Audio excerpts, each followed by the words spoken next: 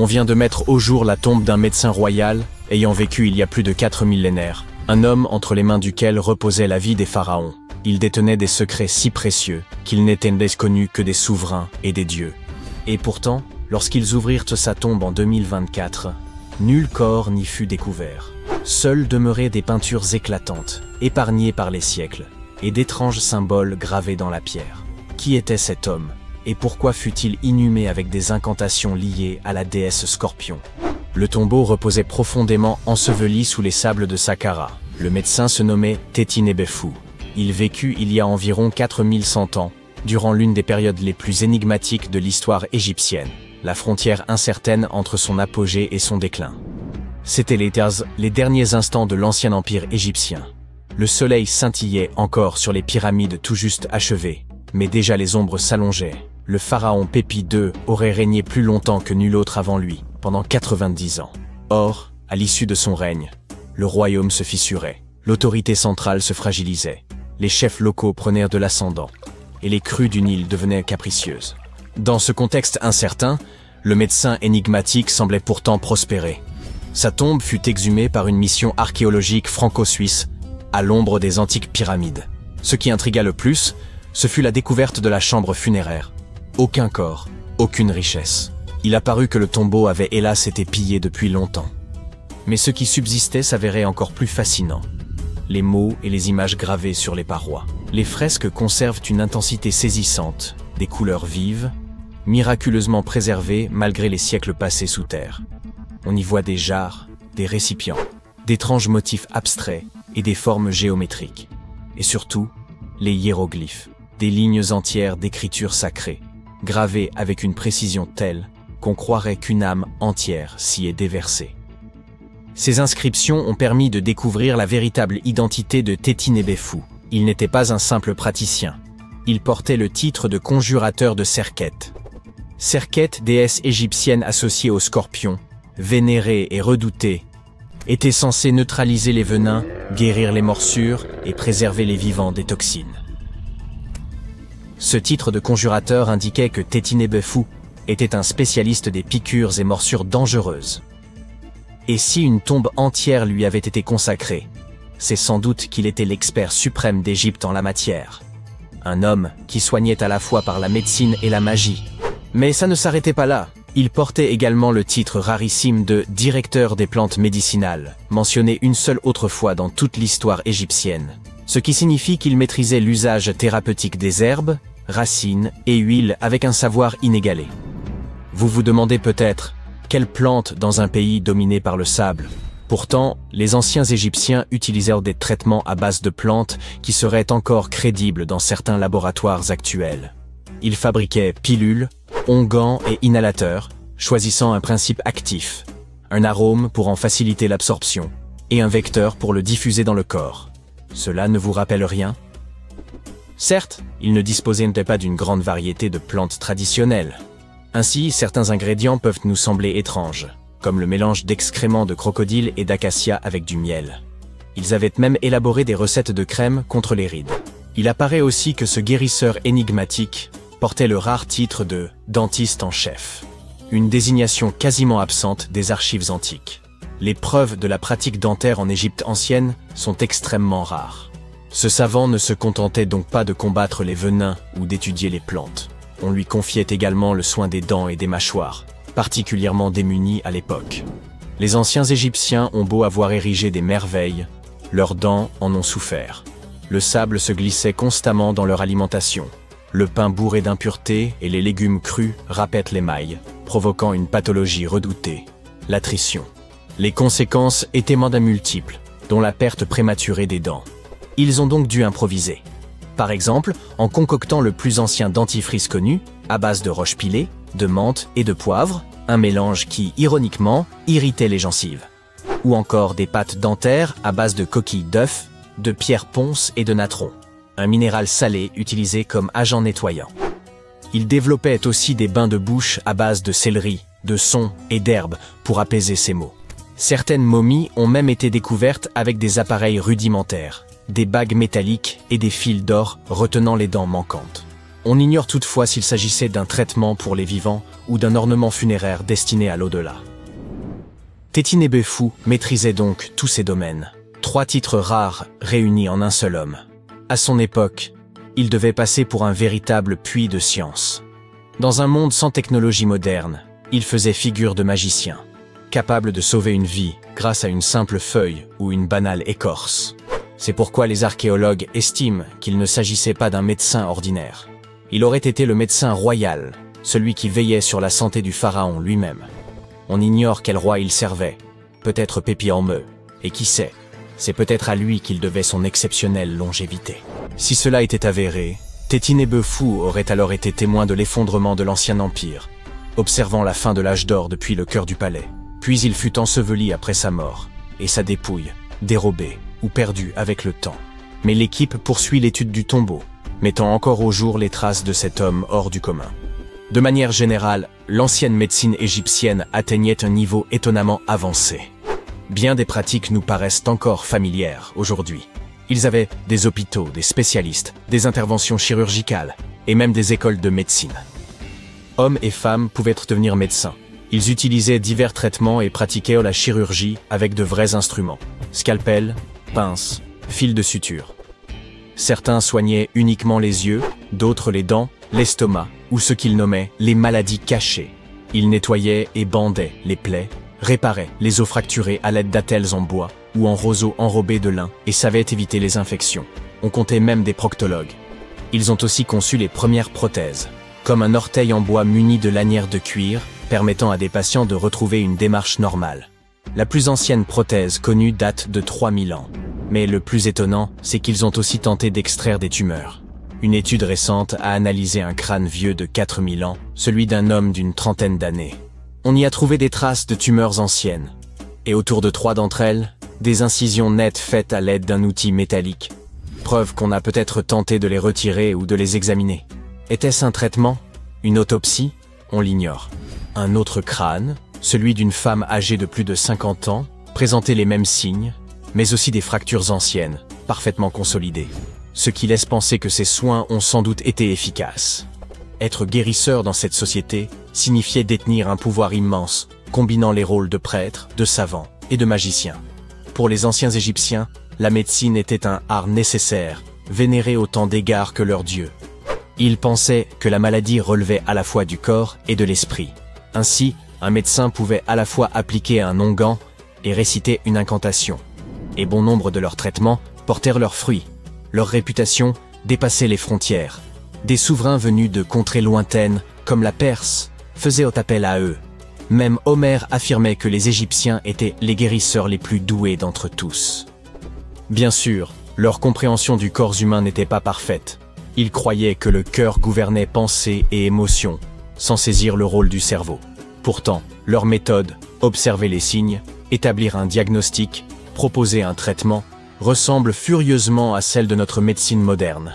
Ils accompagnaient leurs gestes de prière, certes, mais ils refermaient aussi les plaies. Leur médecin le plus célèbre, Imhotep, était un véritable polymathe, architecte, prêtre, guérisseur. Il fut si admiré de son vivant qu'on finit par le vénérer comme un dieu de la médecine. Et oui, un simple mortel, promu au rang de divinité. Et dire qu'il a vécu 2000 ans avant Hippocrate, qu'on considère pourtant comme le père de la médecine. D'ailleurs, certains suggèrent ironiquement qu'on devrait abandonner le serment d'Hippocrate pour lui préférer le serment d'Imhotep. Car ces Égyptiens ne posaient pas seulement des pierres, ils posaient les premières bases de la médecine. Des étendues infinies de sable doré, des chaînes montagneuses dépourvues du moindre arbre, et un soleil de plomb au-dessus de votre tête. Et puis, contre toute attente dans ce décor désertique, surgit un petit groupe d'individus surexcités. Leur euphorie est comparable à celle que vous ressentiriez en gagnant à la loterie. Ils viennent tout juste de mettre au jour une tombe ancienne, jadis submergée, aux parois gravement endommagées. Pourtant, ce qu'ils y ont découvert atteste qu'il s'agit bel et bien du tombeau d'un des pharaons les plus énigmatiques de l'Égypte ancienne. Les archéologues le recherchaient depuis des décennies, sans jamais soupçonner qu'il renfermait de si précieux vestiges. Avançons dans le temps.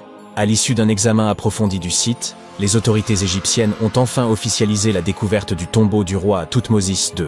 Il s'agissait de la dernière sépulture manquante de la 18e dynastie égyptienne, qui s'étend de 1550 à 1292 avant notre ère. C'est également la toute première sépulture royale exhumée depuis la découverte du tombeau de Toutankhamon, survenue en 1922, soit plus d'un siècle auparavant. C'est une équipe conjointe d'archéologues égyptiens et britanniques qui a mis au jour ce tombeau, niché dans les montagnes thébaines à l'ouest de Luxor, non loin de la célèbre vallée des rois. Jusqu'alors, le site était simplement connu sous le nom de tombe C4. Mais les fouilles ont permis de rassembler des preuves irréfutables qu'il appartenait au roi Thoutmôsis II.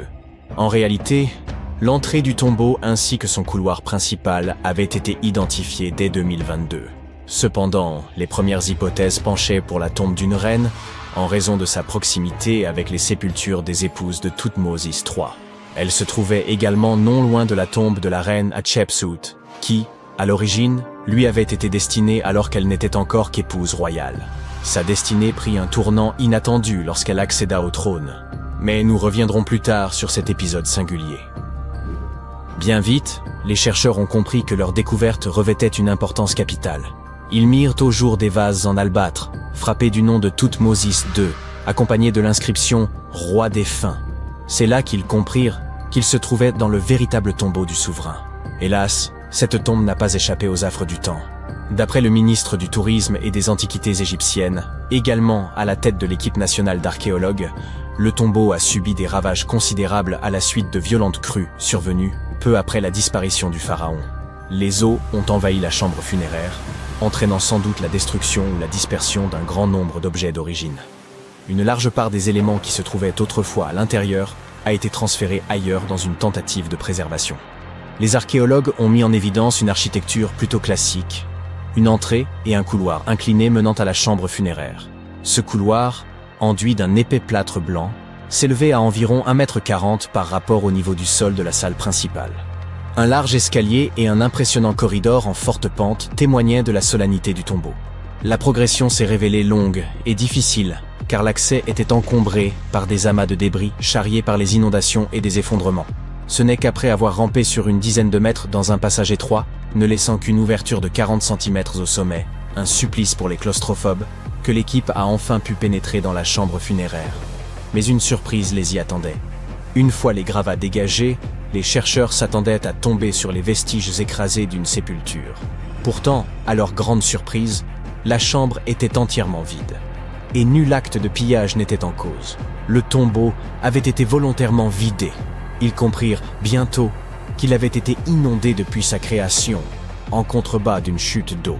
Cela serait survenu quelques années à peine après la mise au tombeau du souverain, obligeant les prêtres à transférer son corps et ses objets funéraires ailleurs. C'est précisément ce qui expliquerait la présence d'un second couloir.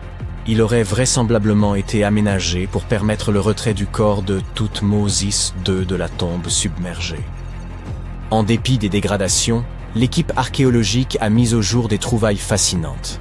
Des traces de mortier ornées d'inscriptions bleues, d'étoiles jaunes, ainsi que des fragments du livre de l'Amduat, l'un des textes funéraires majeurs de l'Égypte ancienne. Ce recueil visait à guider le défunt dans l'au-delà, assurant la réussite de son périple souterrain. Jetons plutôt un œil à la 18e dynastie égyptienne. Elle fut marquée par l'expansion militaire, l'agrandissement de l'empire et la construction de monuments saisissants. Parmi les figures les plus emblématiques de cette époque figurent Thoutmôsis Ier et Thoutmôsis III, deux souverains guerriers qui ont laissé une empreinte durable dans l'histoire. Thoutmôsis Ier, stratège redoutable, mena des campagnes décisives, étendant les frontières du royaume jusqu'à la 4e cataracte du Nil.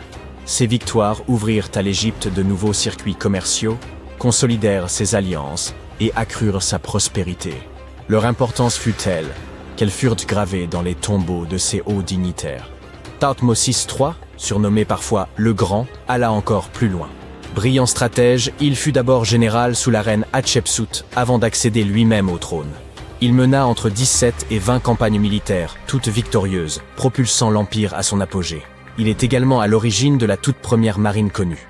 Thoutmôsis III demeure, à bien des égards, le plus grand pharaon guerrier d'Égypte.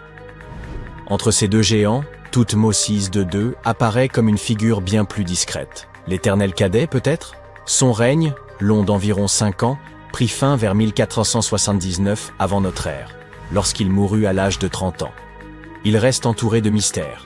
Ses réalisations sont inconnues et l'emplacement de sa sépulture demeura introuvable pendant plusieurs siècles. Le corps de Thoutmôsis II a été découvert au XIXe siècle. Il reposait simplement dans le temple mortuaire de Deir el-Bahari, dissimulé dans une chambre secrète où les prêtres avaient pour coutume de cacher les momies royales, bien après le pillage de leur sépulture d'origine. En d'autres termes, cela signifie qu'à un moment donné, son corps a été déplacé pour le mettre en sécurité. Durant sa vie, Thoutmôsis II joua au moins un rôle décisif dans l'histoire égyptienne. Il épousa sa demi-sœur, Hatshepsut. Ce mariage, en apparence anodin, permit à cette dernière de devenir la plus grande pharaone d'Égypte après sa mort. Le revers, elle évinça son beau-fils, Thoutmôsis III, du trône pendant des décennies. Une fois au pouvoir, ce dernier fit effacer son nom par rancune. Et pourtant, Hatshepsut figure parmi les plus grands souverains de toute l'Égypte, hommes et femmes confondus. Elle enrichit considérablement le royaume, tant sur le plan économique qu'artistique. Elle organisa notamment une grande expédition commerciale vers le mystérieux pays de Punt, d'où elle ramena de l'or, de l'ébène et de l'encens. Soucieuse de marquer les esprits, elle fit ériger des monuments grandioses, dont plusieurs subsistent aujourd'hui. À Karnak, elle fit dresser d'imposants obélisques, l'un d'eux est toujours debout. C'est aussi elle qui fit construire le temple de Deir el-Bahari, aux innombrables colonnes, où elle fut ensuite inhumée. Fait marquant. Hatshepsut fut souvent représentée dans les arts comme un homme, arborant musculature et barbe postiche, selon les conventions réservées aux pharaons.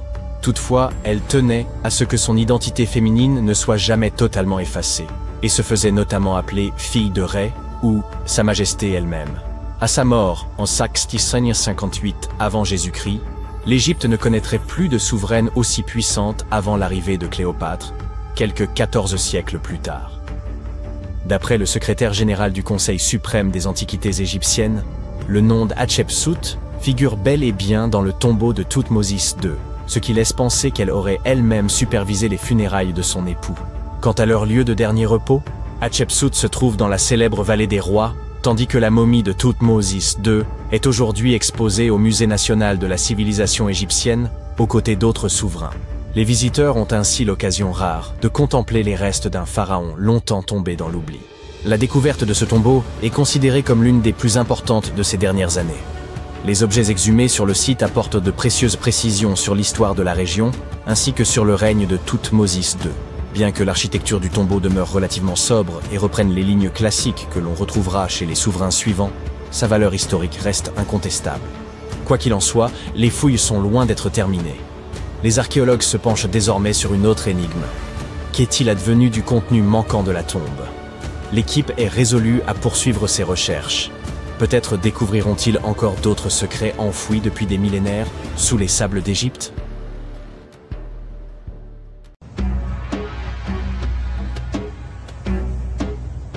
Ce n'est pas le décor de Dune, mais une véritable cité désertique située au Niger. Djado a sans doute été édifié par le peuple nomade des Sao et regorge de Ksar, des maisons fortifiées de faites de sel et d'argile, dotées de murs imposants et de passages secrets. Perchée au cœur du désert, elle constituait autrefois une étape essentielle pour les caravanes transsahariennes, mais elle essaie désormais un repère pour les contrebandiers et les bandits. L'accès y est interdit depuis 2002 en raison de sa dangerosité. Et l'origine des Ksar demeure nimbée de mystères. Aucune étude archéologique n'a été menée, laissant de nombreuses questions sans réponse. Même aujourd'hui, les sables changeants révèlent et dissimulent des parties de ces anciennes ruines, alimentant les spéculations sur ce qui pourrait encore être caché sous le désert. En parlant de structures enfouies, les chercheurs ont été stupéfaits par la découverte de tubes de lave en Arabie Saoudite. Ces passages souterrains se forment lorsque la lave en fusion refroidit. Les chercheurs pensent que d'anciens nomades ont pu utiliser ces tunnels pour survivre aux conditions désertiques extrêmes. Lors de leur excavation, les archéologues ont mis au jour des artefacts, des peintures rupestres et des restes squelettiques, L'art et les ossements d'animaux suggèrent que les personnes ayant utilisé ces tunnels étaient probablement des bergers. On tente encore de déterminer si ces groupes y résidaient sur de longues périodes, ou si les tunnels ne servaient que de refuge temporaire. La pyramide de Khéops se dresse depuis des millénaires, mais elle continue de receler des secrets. Grâce à une technologie de balayage avancée, les scientifiques ont découvert 2 structures cachées sous un ancien site funéraire. La première forme une structure peu profonde en elle, tandis qu'en dessous se trouve un espace bien plus vaste, qui pourrait être un lieu de sépulture ou une chambre. La structure plus petite a été délibérément remplie de sable, tandis que la plus profonde pourrait être une chambre vide. On estime que les 2 sont reliés, peut-être par un passage menant à une chambre secrète. Cette découverte est d'importance capitale, car elle pourrait nous offrir de nouvelles perspectives sur les bâtisseurs des pyramides et leurs motivations. Le monde est riche en écrits anciens, mais certains messages demeurent impénétrables, à l'instar du mystère de la tablette de Bachplémy. Cette pierre énigmatique, extraite d'un lac en Géorgie, est recouverte de symboles que personne n'arrive à déchiffrer. Malgré les progrès technologiques, les experts restent totalement déconcertés. Cette tablette, de la taille d'un livre, comporte 60 symboles gravés avec soin sur sa surface. Mais 39 d'entre eux ne correspondent à aucune langue connue. Certains de ces symboles ressemblent à ceux des civilisations anciennes du Moyen-Orient, de l'Inde et de l'Égypte, mais aucun n'est parfaitement identique. Pour compliquer davantage les choses, une partie de la tablette est brisée, laissant un fragment irrémédiablement perdu. Pour exclure toute supercherie, les scientifiques ont minutieusement examiné la tablette. Ils ont confirmé qu'elle était constituée de basalte vacuolaire, une roche locale d'une grande dureté. Quiconque a sculpté ces symboles devait posséder une grande expertise. Sur la base de découvertes archéologiques similaires, les spécialistes estiment que la tablette pourrait dater de la fin de l'âge du bronze ou du début de l'âge du fer. Certains symboles se répètent, ce qui pourrait indiquer qu'ils représentent des chiffres. Il se pourrait qu'il s'agisse d'un inventaire, d'un registre de bataille ou même d'une offrande aux dieux.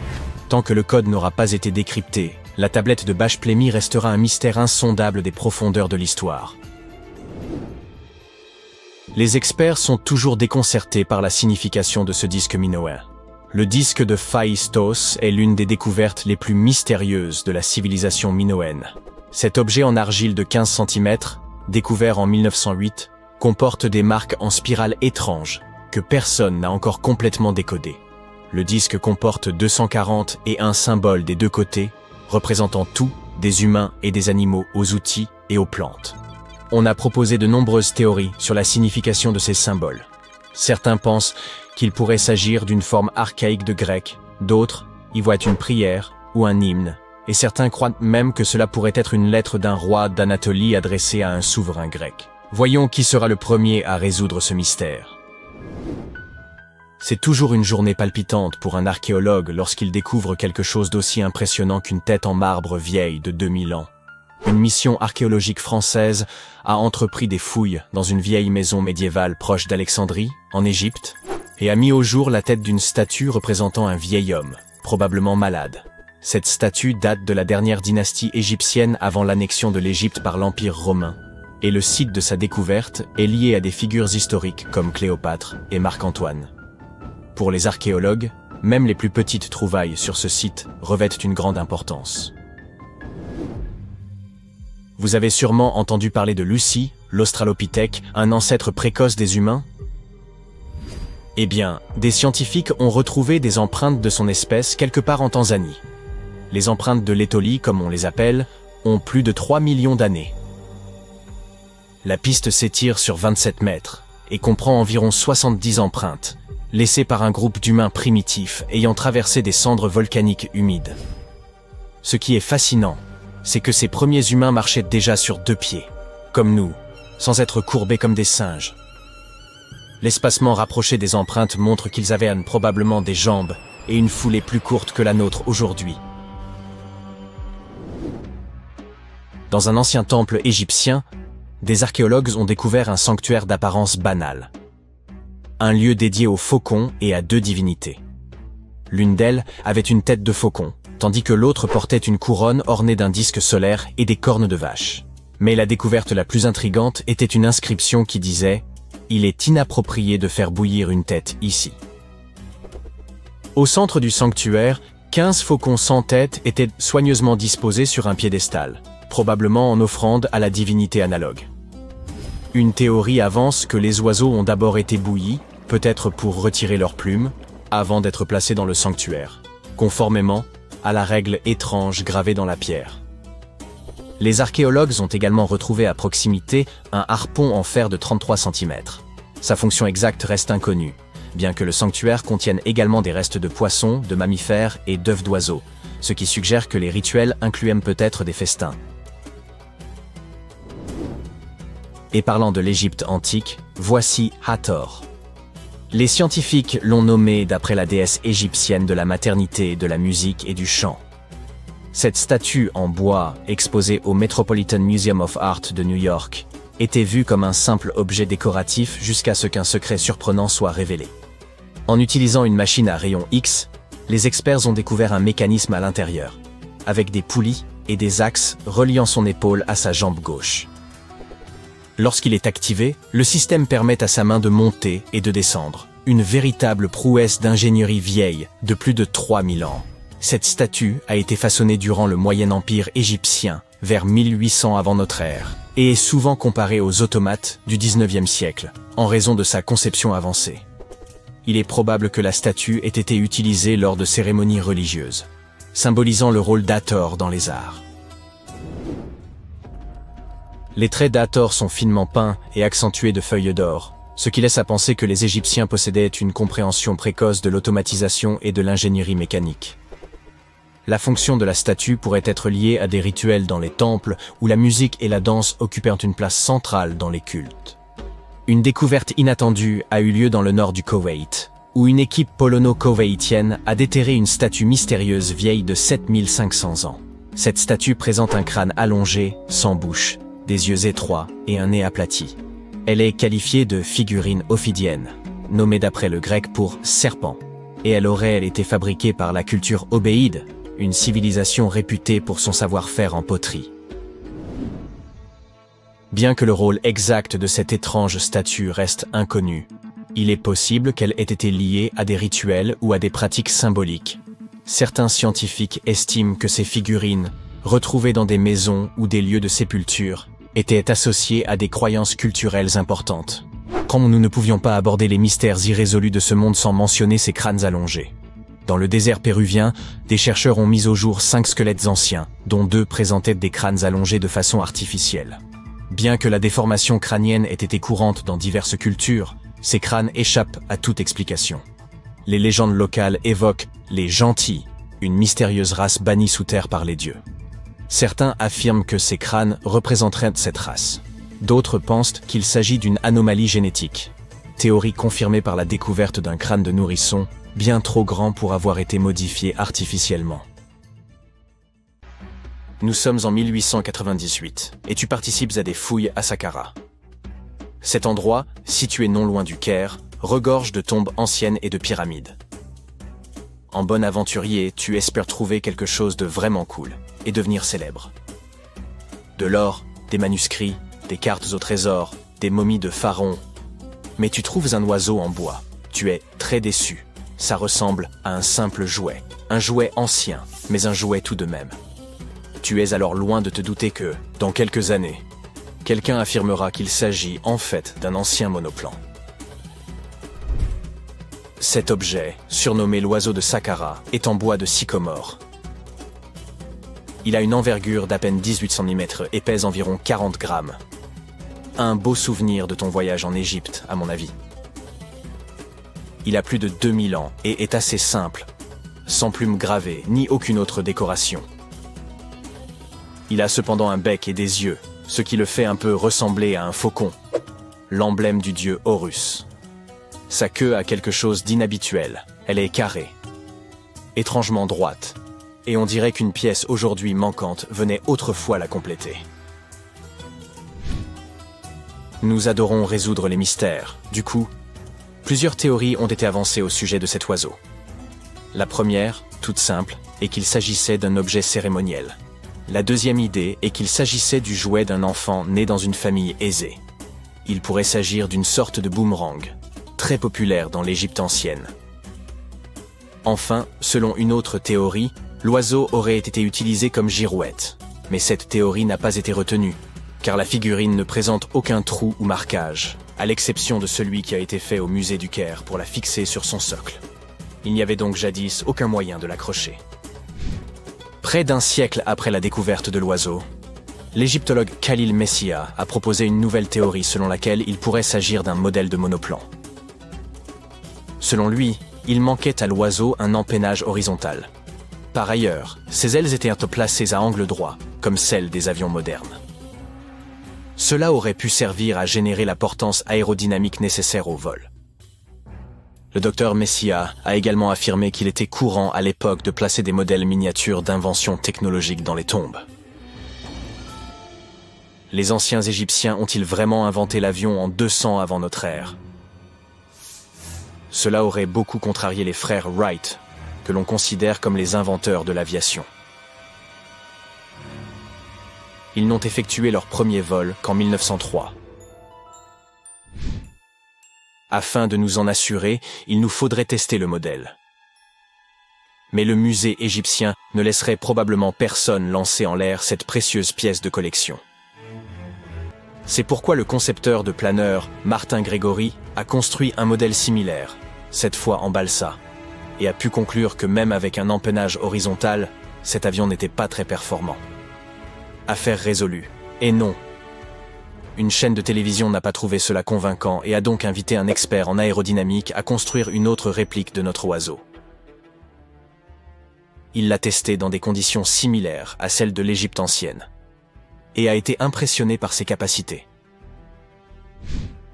Ainsi, si le prototype d'un avion a bien été inventé à l'époque des pharaons, il s'agirait d'un opart, ou objet manufacturé incongru, en français.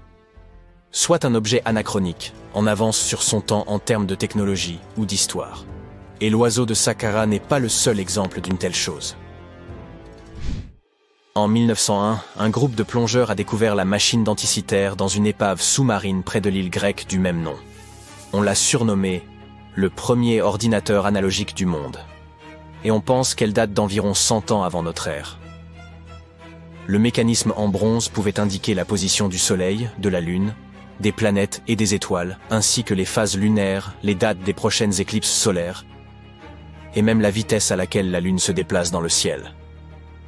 Personne ne sait exactement qui l'a utilisé, ni comment ou où il a été fabriqué. Mais il est évident qu'il était extrêmement précis et bien trop avancé pour son époque. Les premières toilettes à chasse d'eau ont-elles été inventées au XXe siècle? Et non. Les Minoens de Crète et la civilisation de la vallée de l'Indus ont mis au point cette super invention à peu près à la même époque, il y a environ 4000 ans.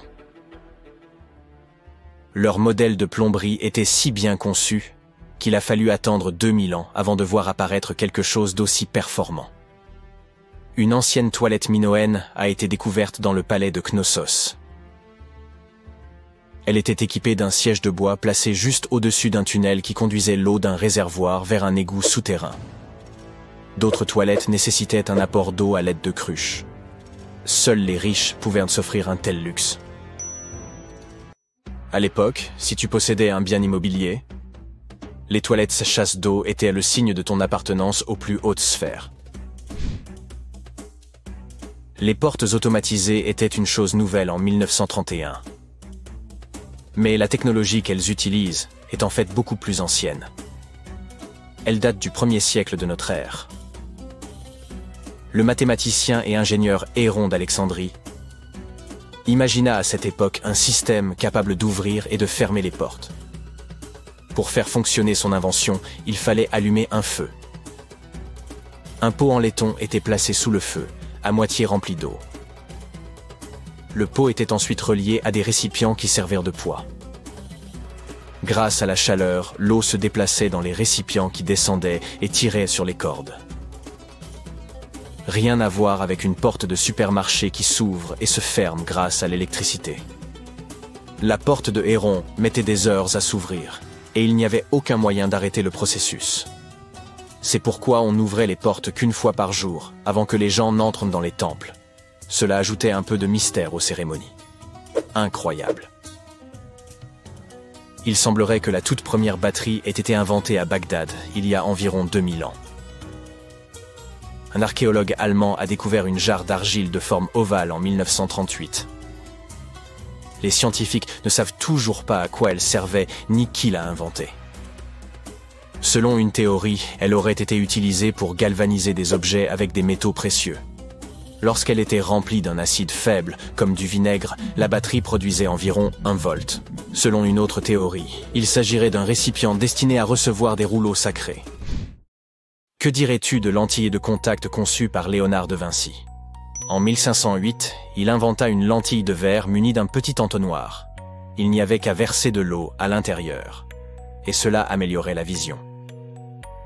Mais ce n'était pas super pratique.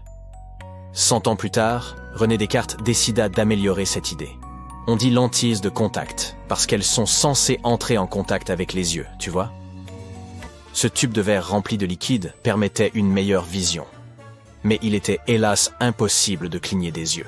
2 siècles et demi plus tard.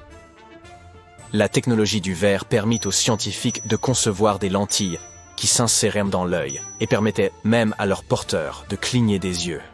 Une belle invention. Toutefois, ces lentilles étaient fabriquées en verre soufflé et l'œil ne pouvait pas respirer. Une 50aine d'années plus tard, les concepteurs adoptèrent le plastique, plus léger, incassable et résistant aux rayures, même si les lentilles couvraient encore l'œil entièrement. Ce n'est qu'en 1948 qu'un certain Kevin Tuohy ponça une lentille en plastique et se rendit compte qu'elle restait en place même en ne couvrant que la cornée. Imagine-toi vivre dans le Londres du 19e siècle et avoir besoin d'envoyer un message à New York. Cela prenait alors une dizaine de jours. Du coup, lorsqu'en 1858 les délais passèrent de quelques jours à quelques heures, ce fut une véritable révolution. Le premier message fut envoyé par la reine Victoria elle-même, grâce à un câble télégraphique transatlantique qui passait sous l'océan. Hélas, cette invention ne survécut que quelques semaines. Et il fallut attendre des années pour qu'on puisse à nouveau s'en servir.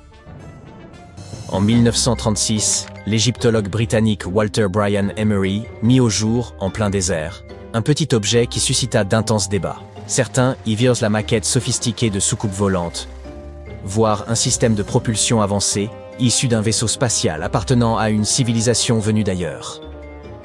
Emery consacra de longues années à l'exploration de sites archéologiques dans la vallée du Nil, en particulier dans l'immense nécropole antique de Saqqara. Il y découvrit quantité de trésors, mais le plus déroutant provenait de la tombe d'un haut dignitaire nommé Sabou. L'identité précise de ce personnage demeure incertaine, bien que certaines sources le présentent comme l'un des fils du pharaon Hadjib.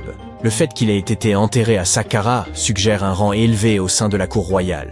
L'époque à laquelle il vécut étant très ancienne, aucun document ne subsiste pour éclaircir son rôle exact ou son destin.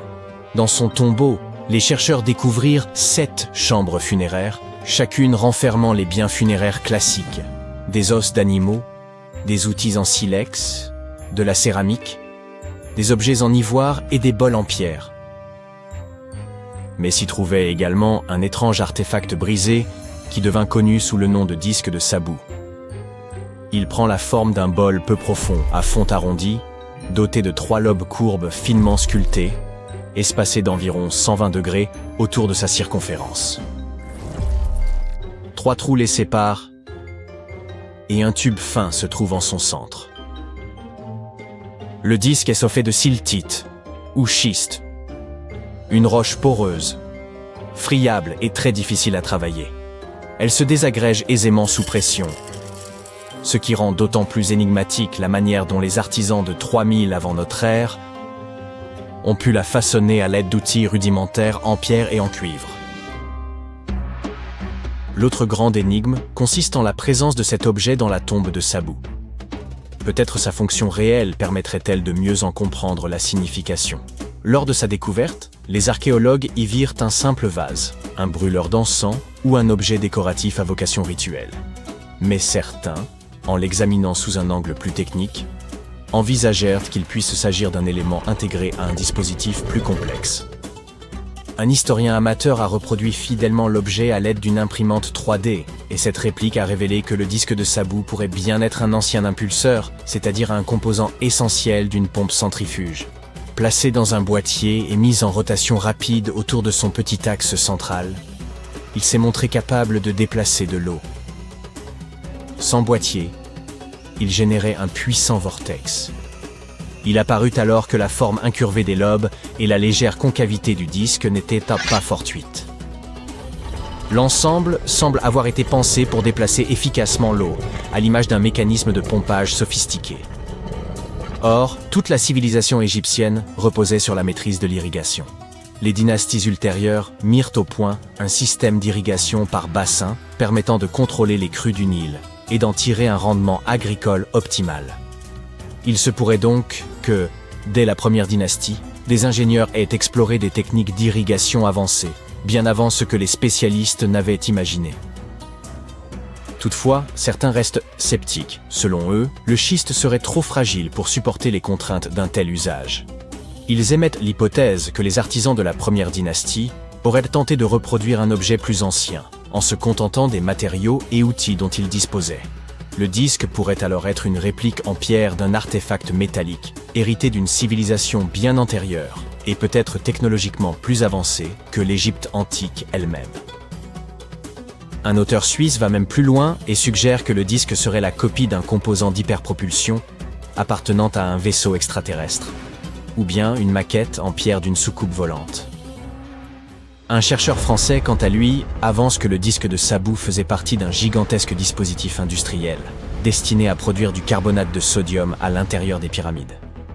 D'autres encore estiment qu'il aurait pu s'agir d'un outil primitif de tressage de cordes, les lobes servant à torsader des brins de soie ou des fibres en ficelle lors de la rotation. Une autre théorie enfin évoque une lampe de très grande dimension. Un autre mystère historique est lié à une carte datant de 1513, que l'on considère comme la plus ancienne représentation détaillée connue des Amériques. Elle est l'œuvre d'un capitaine turc, Piri Reis, qui, sans jamais avoir traversé l'océan Atlantique, l'a composée à partir d'une vingtaine de cartes régionales.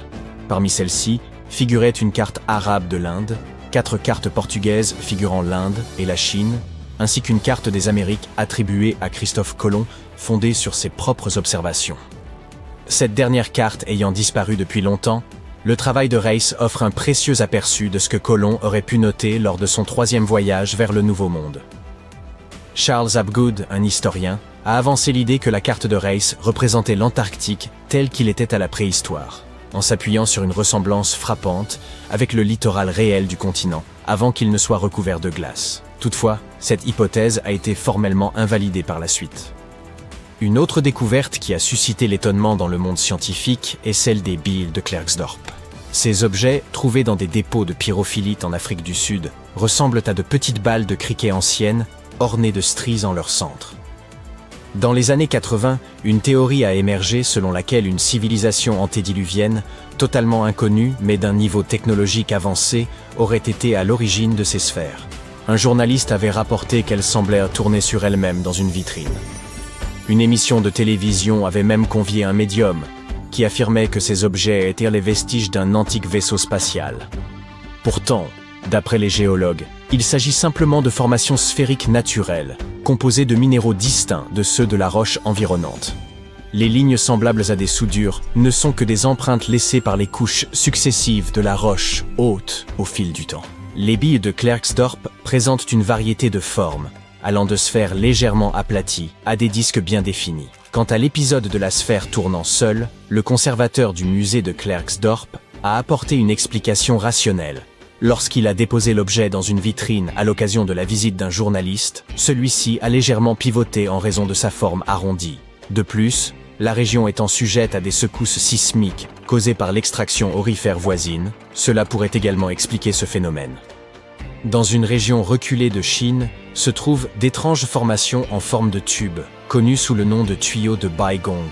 C'est un explorateur local qui les a découverts en 1996, émergeant des flancs du mont Baigong et des rives du lac Tuosu voisin. Cette découverte a poussé certains à penser qu'il s'agissait de vestiges laissés par de très anciens visiteurs venus d'autres mondes. Lorsqu'on a analysé des échantillons de ces structures, les scientifiques ont constaté qu'elles étaient majoritairement composées de minéraux courants, mais qu'elles contenaient aussi, de manière inexpliquée, 8% de matière inconnue. Des examens complémentaires ont suggéré que ces formations existaient avant même l'apparition de l'homme. Des géologues chinois se sont ensuite rendus sur place et ont avancé l'hypothèse qu'il s'agissait de structures naturelles, formées au fil du temps, probablement des racines d'arbres fossilisés remontant au passé verdoyant de la région. Néanmoins, le mystère reste entier. Alors qu'ils creusaient une tranchée le long d'une rivière en Roumanie, des ouvriers ont mis au jour une cale métallique, aujourd'hui connue sous le nom de coin en aluminium d'Ayoud, ou encore artefact d'Ayoud. Juste à côté, se trouvaient des os de mastodontes, ces lointains cousins des éléphants ayant vécu il y a environ 11 000 ans. Cela a conduit certains à penser que le coin datait de la même époque. Ce qui intrigue, c'est que cette cale est en aluminium, un métal qui n'a été découvert qu'au XIXe siècle et dont la production exige des températures extrêmes. Elle serait recouverte d'une épaisse couche d'oxyde, présente depuis plusieurs siècles. Certains avancent qu'il pourrait s'agir d'un débris provenant d'un vaisseau spatial extraterrestre, tandis que quelques scientifiques y voient une supercherie. D'autres considèrent qu'il pourrait s'agir d'une création d'origine humaine, dont la fonction reste toutefois indéterminée. As-tu déjà entendu parler de Göbekli Tepe? C'est un site ancien en Turquie qui a littéralement fait réécrire les livres d'histoire par les historiens. Il y a plus de 11 000 ans, un groupe d'hommes préhistoriques a créé ce chef-d'œuvre énigmatique, qui serait même plus ancien que Stonehenge. Avant sa découverte, les archéologues croyaient que les gens ne connaissaient pas encore le fer et n'étaient pas bien doués pour faire de la poterie.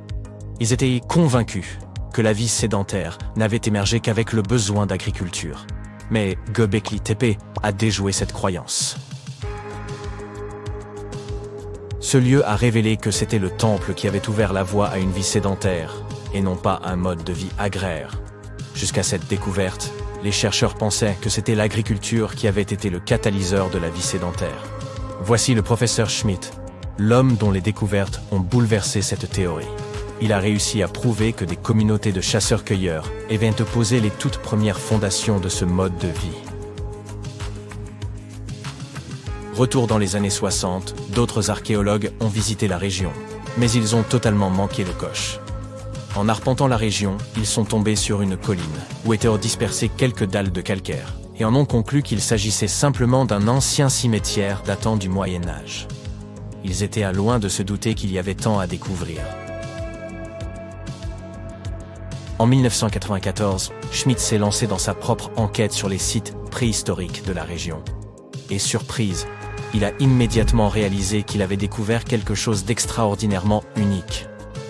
Contrairement aux plateaux plats et stériles voisins, Göbekli Tepe présentait un sommet doucement arrondi, s'élevant à 15 mètres au-dessus du paysage environnant.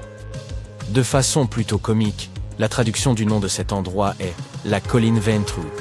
Schmidt était sûr que seuls des humains auraient pu créer une chose pareille.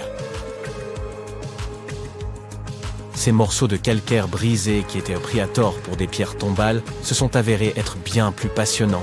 C'était comme tomber sur un trésor caché. Les fragments ont pris un tout nouveau sens, et Schmidt, avec son équipe, se sont apprêtés à plonger dans les secrets cachés sous la surface. À leur grande surprise, ils n'ont trouvé aucune trace d'habitation. Pas de foyer pour cuisiner, pas de maison, et aucun de ces adorables bibelots d'argile communément trouvés dans des sites voisins du même âge. Cependant, ils ont découvert que ces peuples anciens employaient déjà des outils, comme des marteaux en pierre.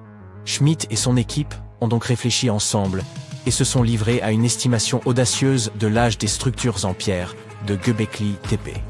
Leur estimation a été confirmée par quelques datations au carbone effectuées sur place. L'aspect si ancien de ce lieu commençait enfin à avoir du sens. C'était comme un puzzle qui s'assemblait lentement. On pourrait penser qu'à l'époque, les gens n'avaient pas d'outils dédiés à la création de quelque chose d'aussi impressionnant que Göbekli Tepe. C'est faux. Il s'avère que ces hommes préhistoriques utilisaient des outils en silex au lieu de burin en métal sophistiqué. Ils étaient également doués pour tailler le calcaire plus doux et créer des piliers sur place. Ensuite, ils charriaient les piliers sur une courte distance jusqu'au sommet et les plaçaient verticalement. Une fois que les anneaux de pierre étaient terminés, on les couvrait de couches de terre. Avec le temps, on ajoutait de nouveaux anneaux, et voilà. Ça nous donne une colline épatante pour impressionner les gens dans le futur.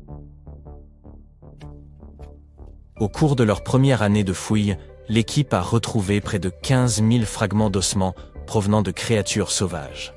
Les autochtones n'avaient pas d'animaux domestiques et ne cultivaient pas leur propre nourriture. Ils chassaient des bêtes sauvages pour leur repas. Mais les choses étaient sur le point de changer, car l'endroit présentait tout ce dont ils avaient besoin pour commencer à se livrer à l'agriculture. Les scientifiques affirmaient qu'ils disposèrent de céréales et de moutons sauvages qui auraient pu être domestiqués. Et devine quoi? À seulement 32 km de là, dans un village préhistorique, des généticiens ont retrouvé des traces des plus anciennes souches de blé domestiquées au monde. Ces découvertes sensationnelles ont complètement changé notre vision de la civilisation. Dans le passé, les experts pensaient que les gens devaient d'abord apprendre à cultiver, puis s'installer dans un endroit avant de pouvoir y construire des temples, et développer une société complexe. Mais devine quoi? Les recherches de Schmitt bouleversent cette notion.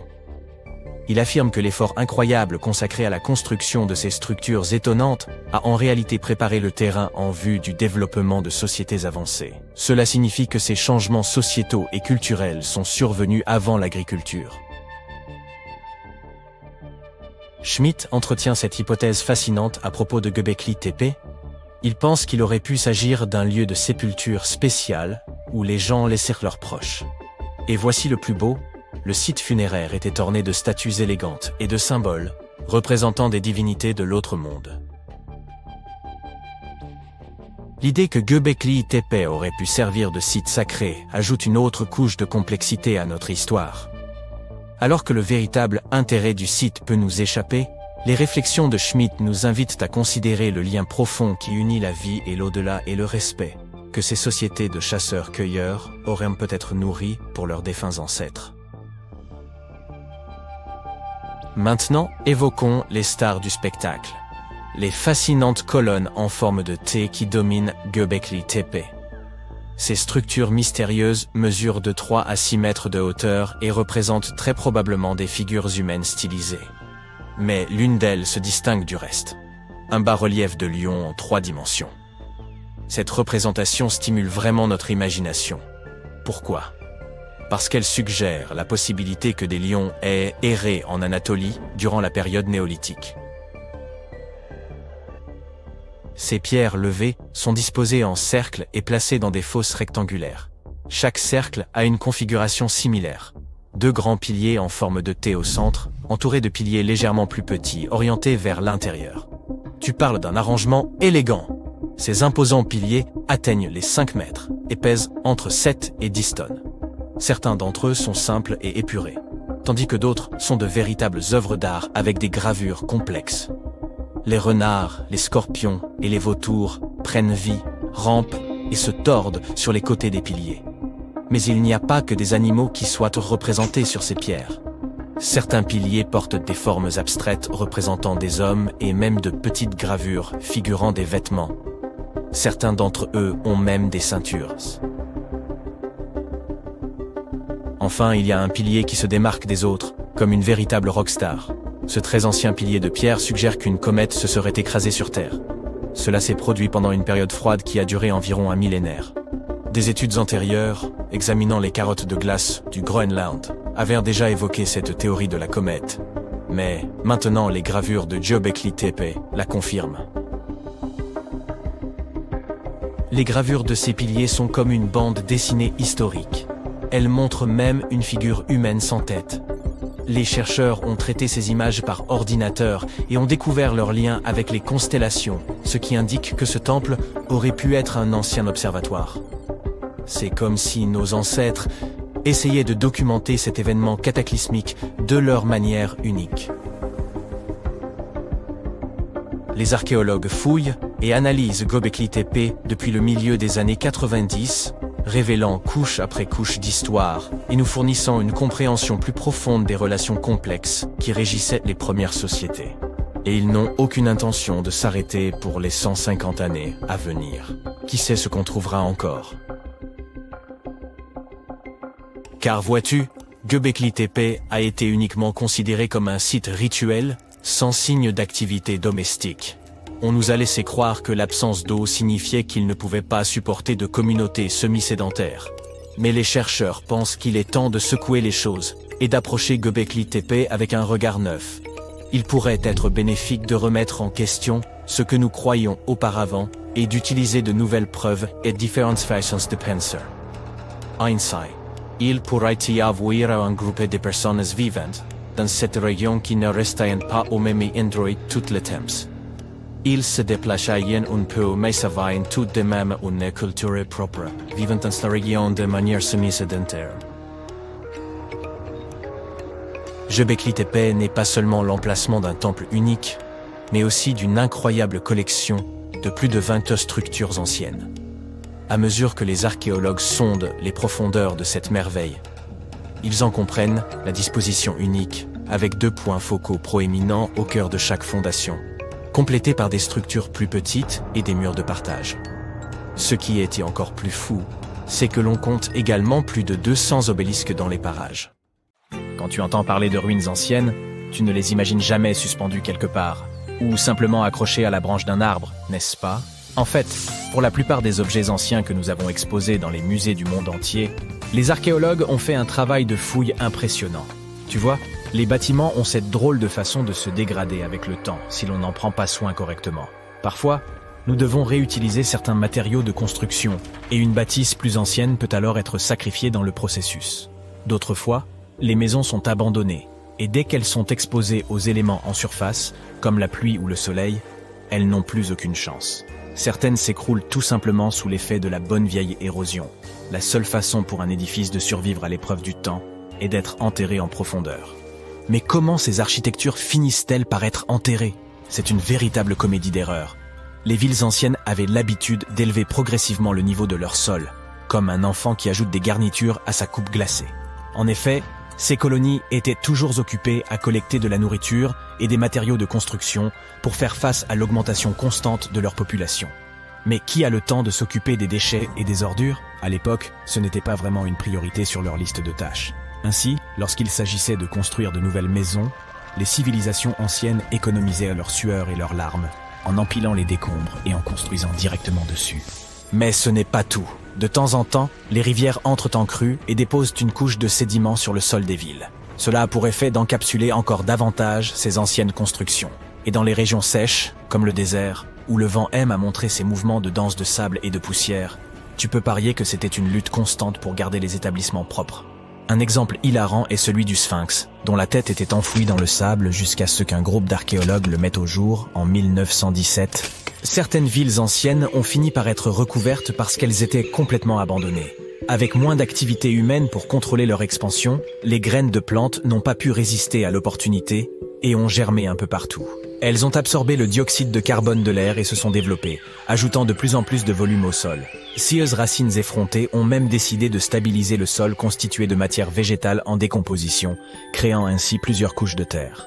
C'est comme si Mère Nature s'était lancée dans un ultime projet de bricolage, avec les plantes comme fidèles auxiliaires.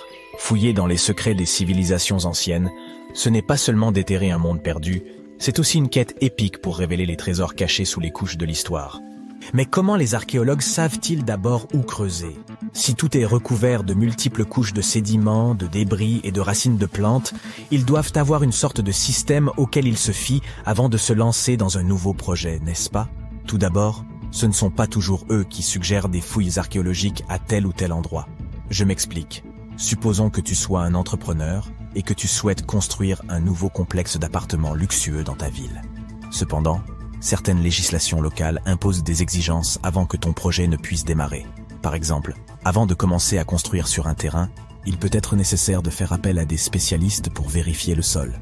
Scieuses personnes intelligentes peuvent être des archéologues, des géologues ou des paléontologues, et elles doivent garder un œil sur le processus en phase de développement. En cas de découverte d'artefacts ou d'écofacts, termes savants pour désigner des vestiges organiques, ces experts interviennent pour les fouiller et les étudier. Mais qu'en est-il des sites qui n'ont rien à voir avec les bulldozers et les chapeaux jaunes? Les archéologues ont plus d'un tour dans leur sac lorsqu'il s'agit de localiser les points chauds de l'Antiquité. Ils plongent dans les archives historiques et font un travail de détective. En recherchant de vieux documents et de vieilles cartes, ils peuvent reconstituer le puzzle de l'activité humaine dans une région donnée. Si un site a déjà été visité, c'est encore mieux. La découverte de traces de fouilles antérieures ou de récits historiques peut donner aux archéologues de nombreuses informations sur les endroits où poursuivre leur chasse au trésor. Avant de commencer à manier leur pelle, les archéologues se livrent à une sorte de balayage visuel. Armés d'un système de quadrillage, ils se promènent sur le site, à l'affût de tout artefact susceptible de se cacher juste sous la couche supérieure de la Terre. Qu'il s'agisse d'outils en pierre taillée, de verres historiques ou même d'anciennes décharges, oui, elles ont aussi de la valeur. Ces explorateurs à l'œil vif peuvent repérer des signes d'activité humaine plus rapidement que la plupart des gens. S'ils tombent sur un hamac coquillé, terme savant pour désigner un dépôt d'ordures, ils savent avec certitude que l'homme a jadis habité cet endroit. Les archéologues ne se contentent pas de leur fidèle pelle. Ils disposent d'un arsenal de gadgets pour les aider dans leur recherche de merveilles cachées. Les outils géophysiques sont en quelque sorte leurs armes secrètes. Prenons l'exemple du résistivimètre. Cet appareil astucieux mesure la composante électrique du sol et tout élément ou artefact enfoui. Un mur enterré, par exemple, produira une résistivité différente de celle du sol environnant. Les magnétomètres et les géoradars fonctionnent de la même manière, mettant en évidence les indices potentiels de trésors anciens dans le sol. Et qui pourrait oublier notre vieil ami, le GPS? Il aide les archéologues à cartographier des emplacements précis, comme une carte au trésor high-tech les menant directement à leur peau d'or. Tu souhaites visiter virtuellement certains des sites archéologiques les plus importants du monde? Suis-moi. Au Royaume-Uni, par exemple, tu trouveras cet endroit intéressant appelé Stonehenge. C'est l'un des nombreux Henges répartis dans le pays, mais celui-ci est vraiment exceptionnel. Imagine cela. Des pierres anciennes et massives se dressent fièrement, disposées sous forme d'un anneau à l'extérieur et d'un fer à cheval à l'intérieur, avec quelques pierres plus petites pour faire bonne mesure. Et devine quoi? Ces pierres étonnantes existent depuis plus de 5000 ans. C'est ce que l'on appelle une longévité à toute épreuve. C'est là que les choses deviennent intéressantes. Selon le folklore local, le légendaire magicien Merlin a sorti sa baguette magique et a téléporté ces pierres massives depuis l'Irlande. Apparemment, des géants les avaient assemblées là-bas, mais Merlin a décidé qu'elles seraient bien plus belles à leur nouvel emplacement. D'autres pensent qu'il s'agit simplement des ruines d'un ancien édifice spirituel romain.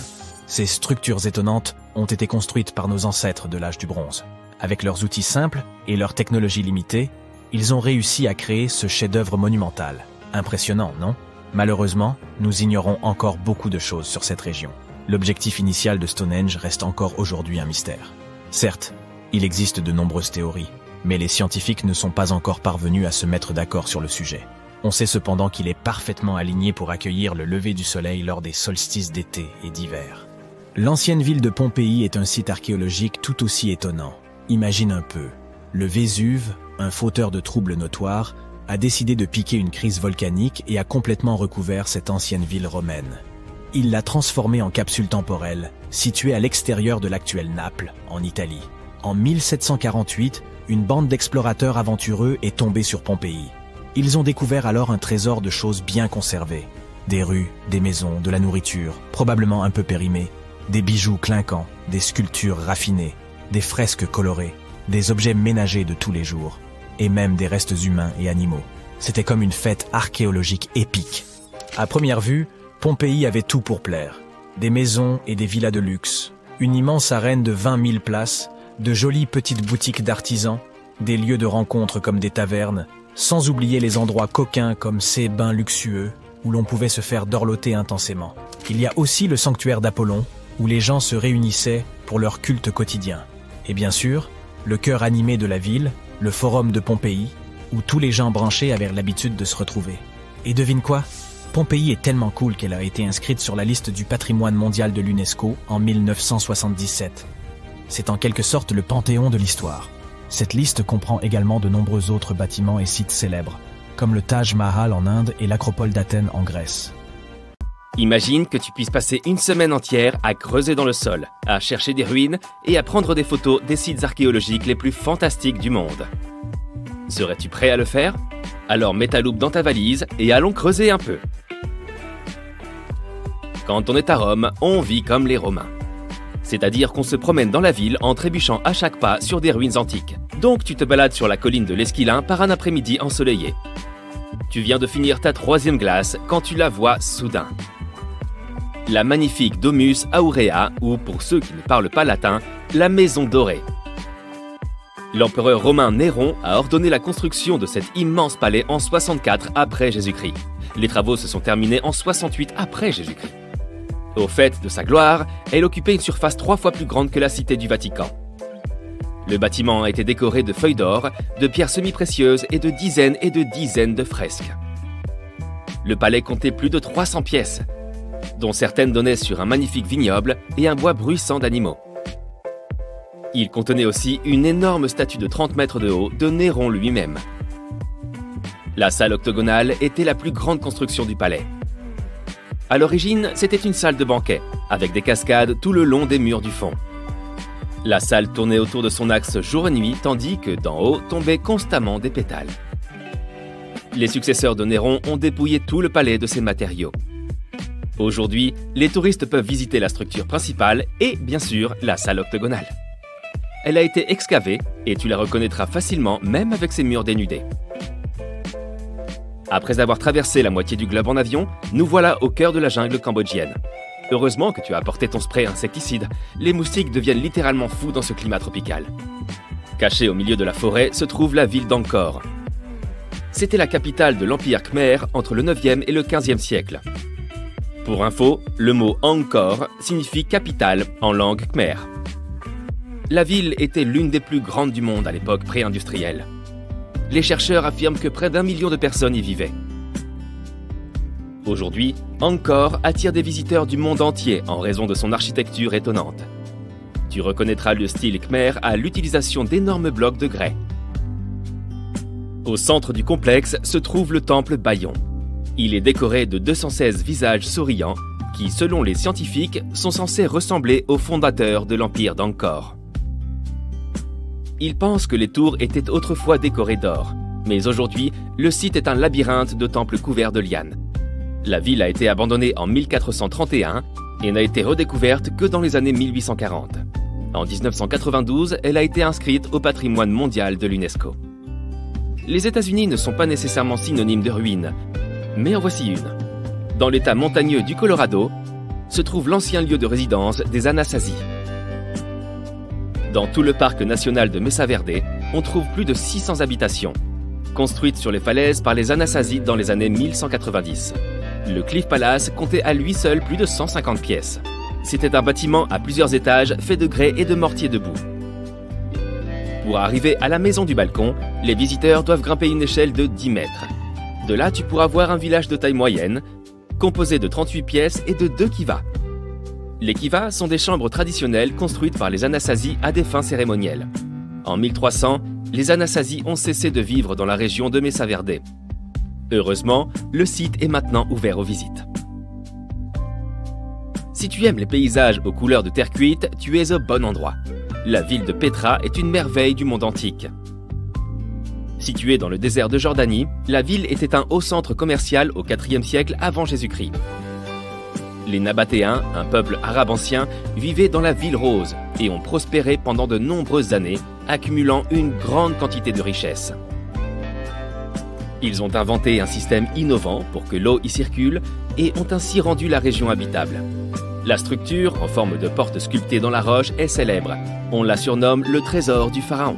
Elle se trouve à l'entrée principale du site et on dit qu'un trésor caché se trouve en dessous. Au début des années 2000, le site a été nommé l'une des 7 nouvelles merveilles du monde. Très loin de cet endroit, au Guatemala, se trouvent d'anciennes ruines mayas. La cité perdue de Tikal est un site composé de 12 000 édifices, les vestiges de la capitale de l'ancien empire maya. Elle est comparable en importance à Londres ou à New York. L'acropole nord est le plus ancien complexe de monuments de Tikal. Construit par la seule main de l'homme en 750 avant Jésus-Christ, il servait de lieu de repos aux dignitaires et aux rois. À l'époque, les temples en forme de pyramide étaient peints d'un magnifique rouge. Les Mayas adoraient cette couleur. Aujourd'hui, bien sûr, tout est couleur de calcaire. Les archéologues ignorent la raison de la chute de Tikal. Est-ce la sécheresse qui l'a causée, une maladie ou quelque chose de complètement différent? Sur la rive gauche du Tigre se trouve une ancienne ruine étrange, une grande arche abîmée. Elle appartenait à une ville appelée Ctésiphon, le joyau de l'Empire perse pendant plus de 800 ans. La ville abritait un palais extravagant, doté d'une mosaïque de verre, de tapis ornés de joyaux et de beaucoup de marbre. D'ailleurs, pourquoi les rois semblent-ils tant adorer le marbre? L'Arche faisait partie du complexe du palais impérial. Jusqu'à l'époque moderne, c'était la plus grande voûte autoportante construite par l'homme. Tu remarqueras qu'il n'y a aucun pilier pour la soutenir. En raison de son immense richesse, la ville était constamment la cible d'autres empires, jusqu'à ce qu'elle finisse par tomber. Tu as envie de découvrir d'autres ruines mayas? Chichén Itzá est un site archéologique dont les pyramides sont les mieux préservées de la planète. Située dans l'état du Yucatan au Mexique, cette cité maya a plus de 1500 ans. À son apogée, elle abritait 35 000 personnes. Le site compte un total de 26 ruines à découvrir. Le point culminant est El Castillo, un énorme temple qui se dresse à 24 mètres au-dessus du sol. Sa caractéristique la plus singulière est qu'il comporte 91 marches sur chacun de ses 4 côtés. En comptant la plateforme supérieure, cela fait 365 marches, soit le nombre de jours de l'année solaire. La plus ancienne cité perdue de cette liste remonte à la période néolithique. C'est à ce moment-là que nous, les êtres humains, avons commencé à pratiquer l'agriculture pour la première fois, au lieu de vivre selon un mode de vie entièrement nomade basé sur la chasse et la cueillette. Dans l'archipel des Orcades, au large de l'Écosse, se trouve un site préhistorique connu sous le nom de Skara Brae. Grâce à d'excellents travaux de restauration, le site est très bien conservé. Tu peux voir des habitations préhistoriques avec des foyers, des meubles en pierre et même des toilettes primitives. Les chercheurs ont aussi trouvé des symboles runiques sur le site, ce qui signifie qu'il est possible qu'ils se soient essayés à une forme d'écriture. Ah, la Grèce. Quelqu'un veut de la feta? Nous voilà arrivés au cœur des cœurs de l'archéologie. Mais aujourd'hui, nous explorerons un site en particulier, le colosse de Rhodes. Aussi connu sous le nom de géant de bronze, il était l'une des 7 merveilles du monde antique, se dressant dans le port de la ville grecque de Rhodes au IIIe siècle avant Jésus-Christ. On dit que le colosse mesurait 32 mètres de haut. On pense aussi que la statue a été construite avec l'aide de 900 chameaux. Malheureusement, elle n'est restée debout que pendant une 60aine d'années. Un tremblement de terre dévastateur l'a réduite en miettes, si bien qu'en visitant les lieux, les visiteurs ne découvraient plus qu'un pied géant. Maintenant, il n'y a plus rien à l'endroit où se trouvait la statue. On trouve un grand nombre de murs en ruine de par le monde. Et pour notre dernière visite de la journée, c'est exactement de cela dont il va s'agir. Tout au nord de l'Angleterre se trouve la ruine du mur d'Adrien. L'empereur romain a fait construire ce mur afin de séparer son empire des peuples de Calédonie. Le mur originel était beaucoup plus grand que ce qu'il en reste aujourd'hui. Mais les ruines sont tout de même assez impressionnantes. Elles consistent en une structure qui s'étend sur 117 km d'une côte à l'autre. À l'époque, le mur d'Adrien abritait 17 grands forts et de nombreuses tours d'observation afin d'assurer une sécurité maximale à cette province. Le mur est tombé dans l'oubli lorsque les Romains ont déserté l'île de Bretagne au début du 5e siècle. Les gens ont commencé à le dépouiller pour construire des églises, des fermes et même des maisons. Aujourd'hui, si tu décides de visiter les ruines, tu ne verras que des fragments d'environ 1 mètre de haut. Mais c'est quand même assez chouette, hein? Cette demeure confortable avec vue magnifique sur la mer Méditerranée fera un parfait abri contre la pluie. Voilà à quoi aurait pu ressembler une annonce immobilière pour l'homme de Néandertal il y a 100 000 ans. Tu vas aujourd'hui découvrir des grottes étranges et merveilleuses dans lesquelles tu pourrais vivre, ou pas. Bien sûr, à l'époque, ni l'immobilier ni la publicité n'avaient encore été inventés, sans parler du fait que les Néandertaliens ne savaient pas construire de maisons et vivaient souvent dans des grottes. Pourtant, l'une de ces grottes ressemble énormément à un immeuble d'habitation. Elle est située à l'intérieur d'un haut monolithe calcaire, connu comme étant le rocher de Gibraltar. Si les Néandertaliens avaient possédé une économie, les grottes à l'intérieur de ce rocher auraient certainement coûté une fortune.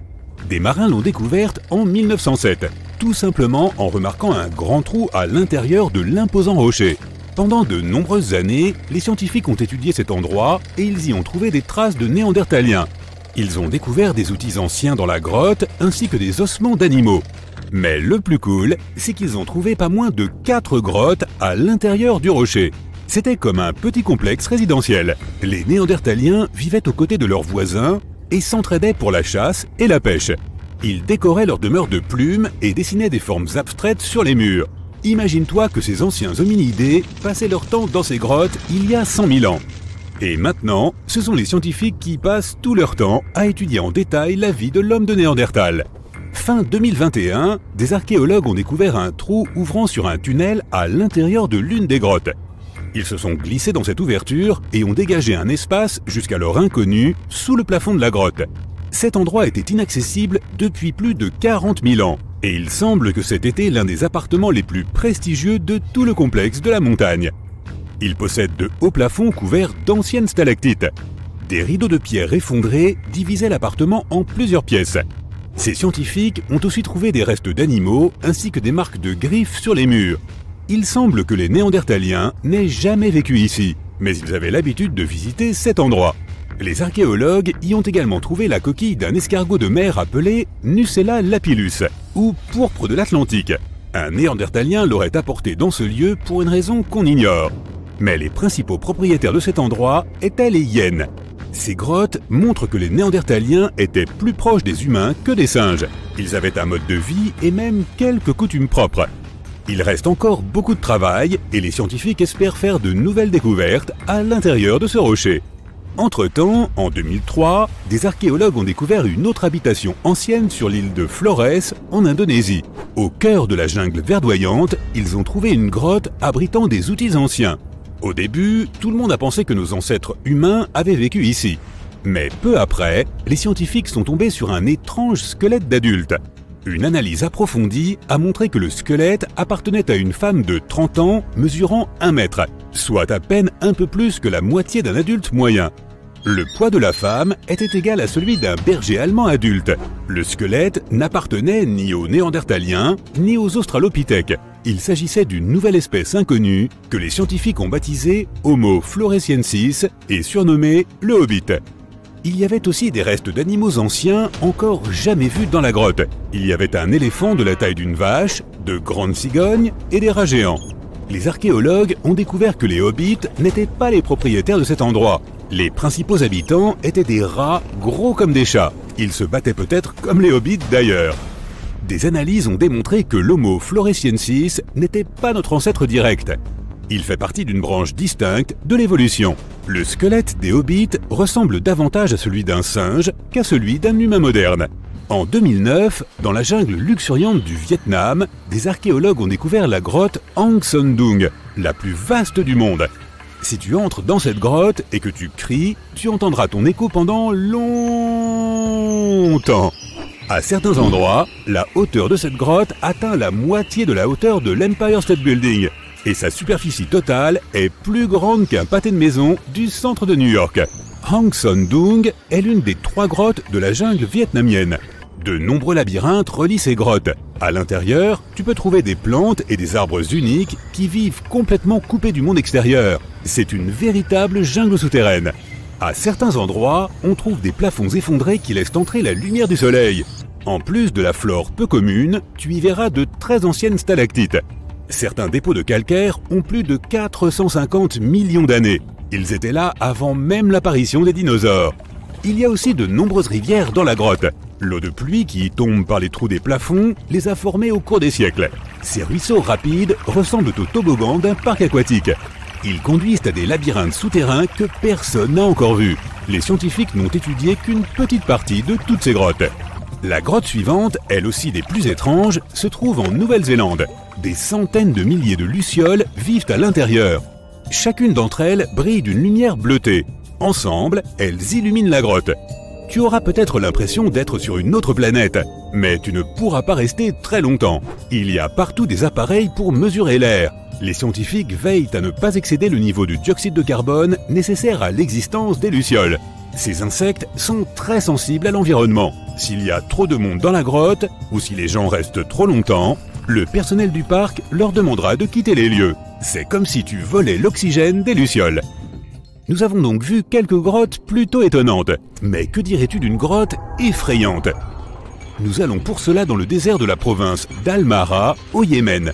Ce que nous cherchons n'est pas une grotte, c'est juste un trou noir dans le sol, en plein milieu du désert. Il est grand, de la taille d'un terrain de basket. Ce n'est pas sa taille qui est effrayante à vrai dire, mais ce qui se trouve à l'intérieur. Les scientifiques ne sont toujours pas sûrs de ce que c'est. Des profondeurs de ce gouffre noir, une odeur dégoûtante d'œufs pourris se dégage constamment. Et parfois, on peut entendre des sons étranges et terrifiants. La noirceur du trou géant du Yémen absorbe tous les rayons du soleil. Tu ne verras donc pas ce qu'il peut y avoir à l'intérieur, même avec une puissante lampe de poche. Des gens ont survolé cet endroit en hélicoptère. Ils l'ont filmé à l'aide de drones et des puissants objectifs, mais ils n'ont rien pu immortaliser, si ce n'est l'obscurité totale. On dirait une énorme tache d'encre au milieu du sable doré. Les habitants même ont peur de s'approcher de cet endroit. Ils pensent que la grotte conduit vers une autre dimension où vivent des créatures maléfiques. Pour l'instant, le trou du Yémen est l'un des phénomènes les plus mal étudiés et les plus mystérieux de notre monde naturel. Comment est-il apparu? Depuis quand existe-t-il? Où mène-t-il? Nos scientifiques tentent de trouver des réponses à ces questions. Selon certaines théories, le trou serait apparu à cause de travaux de construction. Des géologues auraient foré le sol à proximité à la recherche de minéraux. Cela aurait provoqué des mouvements dans la croûte terrestre et causé l'effondrement de la surface. Mais personne ne peut prouver cette théorie. Tout au moins, pas encore. Et maintenant, imagine un endroit où la lumière du soleil n'a pas pénétré depuis plus de 5 millions d'années. Il y a peu d'oxygène dans cet endroit qui est froid et humide. Pourtant, la vie y a quand même fait irruption, pas seulement sous la forme de microbes et de bactéries, mais aussi de créatures plus grandes.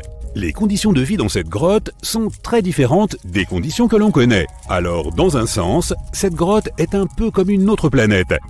Il s'agit de la grotte de Movile, située dans le sud-est de la Roumanie, près de la mer Noire. Son entrée est un petit trou dans le sol. À l'intérieur, un tunnel mène profondément sous la surface. Les niveaux de sulfure d'hydrogène et de dioxyde de carbone y sont supérieurs à la normale. L'air ici contient moitié moins d'oxygène qu'à la surface. Il est donc impossible pour les humains d'y demeurer sans bouteille d'oxygène. Mais les animaux qui vivent là se portent très bien. Cette grotte abrite 48 espèces d'organismes vivants. 33 d'entre elles nous sont encore inconnues. Ici, tu rencontreras des insectes extraordinaires, des escargots blancs et des araignées blanches elles aussi, des mille-pattes avec d'énormes moustaches, des crevettes transparentes et des espèces uniques de sangsues. Tous vivent dans ce lieu grâce aux petits organismes autotrophes. Ils absorbent le dioxyde de carbone et libèrent des particules de nourriture. Les bactéries s'en nourrissent, d'autres organismes plus grands se nourrissent de ces bactéries, et d'autres organismes plus gros encore mangent les plus petits. Au final, tout le monde se nourrit. Dans cette grotte, l'évolution a créé un système biologique complètement séparé du reste du monde. Il fait nuit, et tu t'apprêtes à pénétrer dans la dernière demeure du pharaon Toutankhamon. Tu n'as pas de torche, mais tu t'es au moins muni d'une lampe de poche. Tu descends plusieurs étages, et tu remarques que les murs sont gravés de hiéroglyphes et de ce qui ressemble à un sort. Le sort dit « Ceux qui emporteront quoi que ce soit de cet endroit seront maudits ». Même si tu n'y crois pas vraiment, ça te fait un peu peur. Tu trouves une énorme porte en pierre. Est-ce un piège? Tu réussis à l'ouvrir, mais non, derrière, la salle est vide. Tu consultes ta carte. Il semble que tu suives la bonne direction. Au bout de plusieurs heures, tu comprends que tu es pris au piège dans un labyrinthe.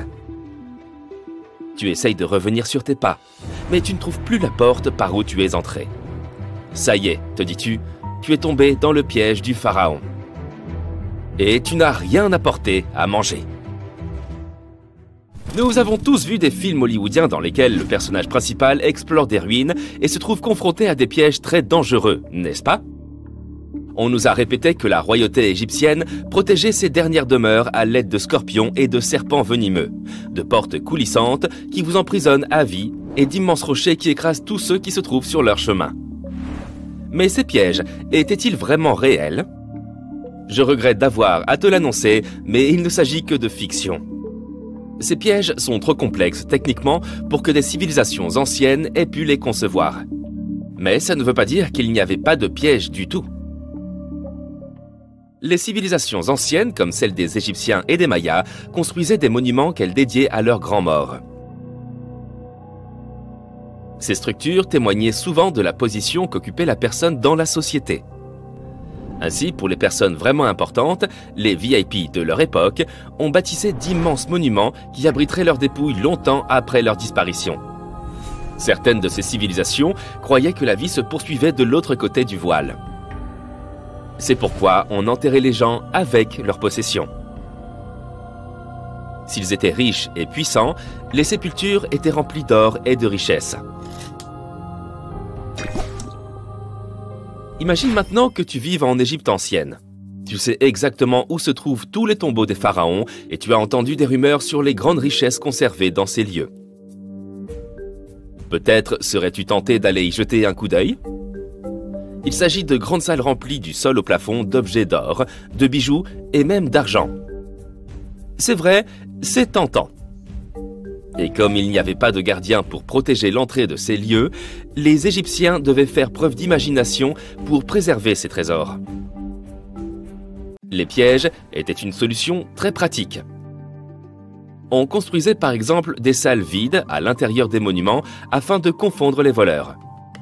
Examinons la dernière demeure d'Amenhotep III. Elle fut construite dans la ville de Luxor, dans un wadi secondaire de la vallée des rois.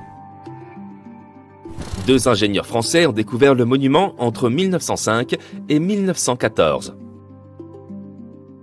Cette structure est immense et comporte plus de 10 salles reliées entre elles par de longs couloirs et de raides escaliers. La salle du roi est la mieux dissimulée et avant de la trouver, un étranger sera perdu plusieurs fois dans ce sombre dédale.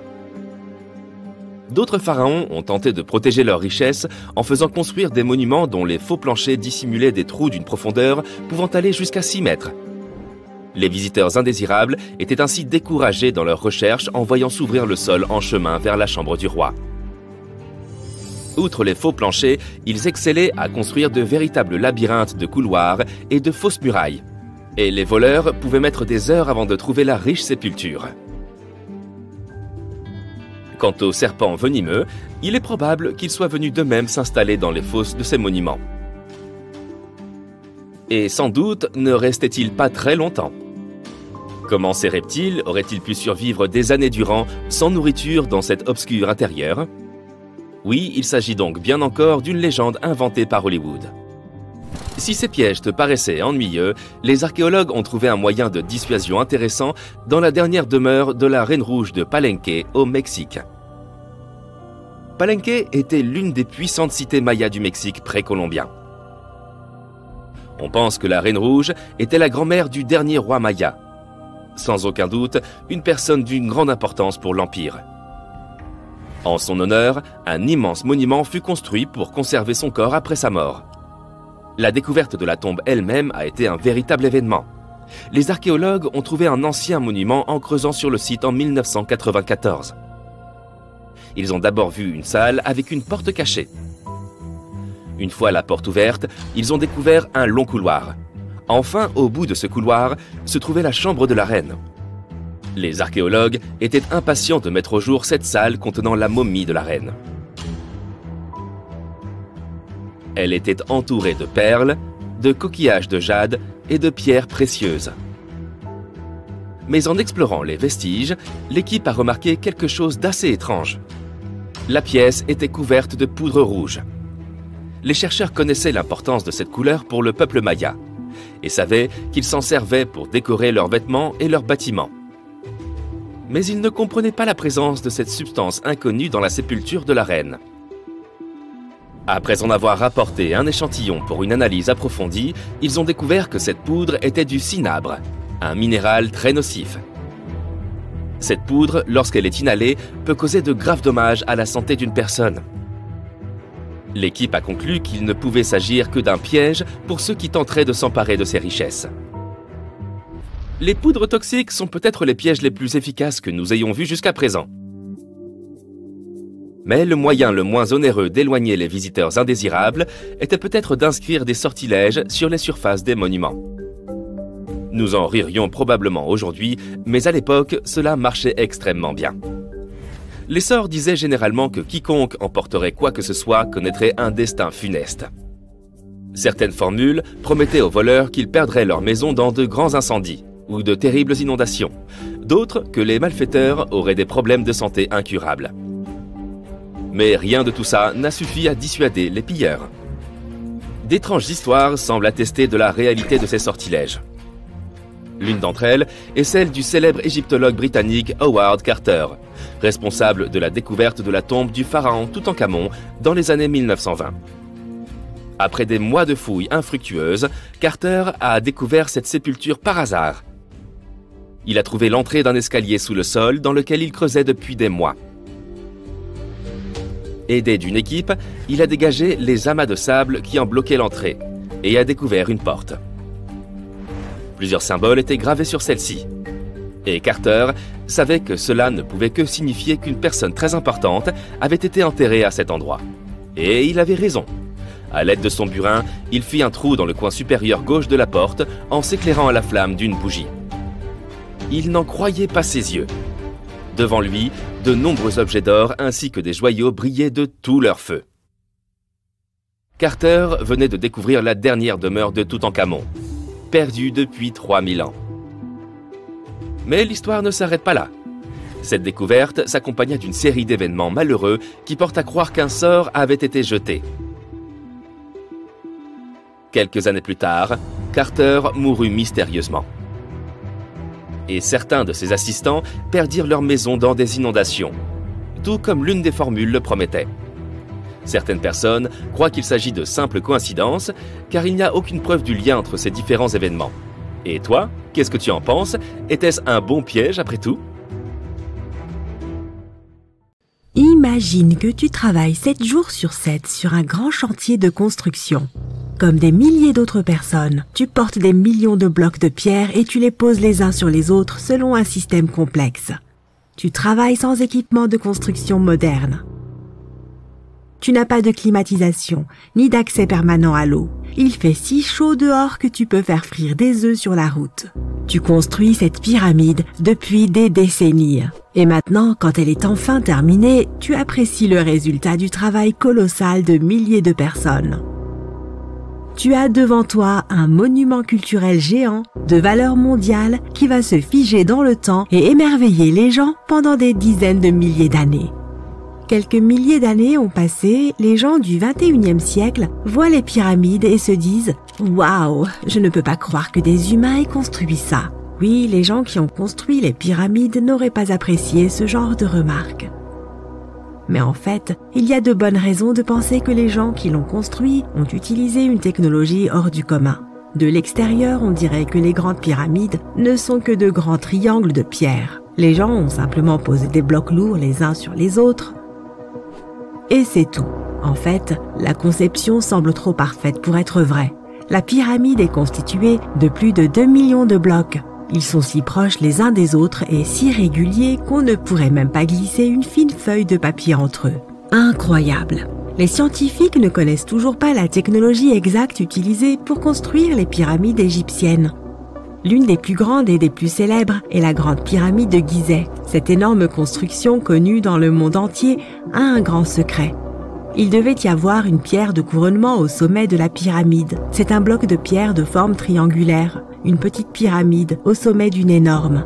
La chose est aussi connue sous le nom de pyramidion.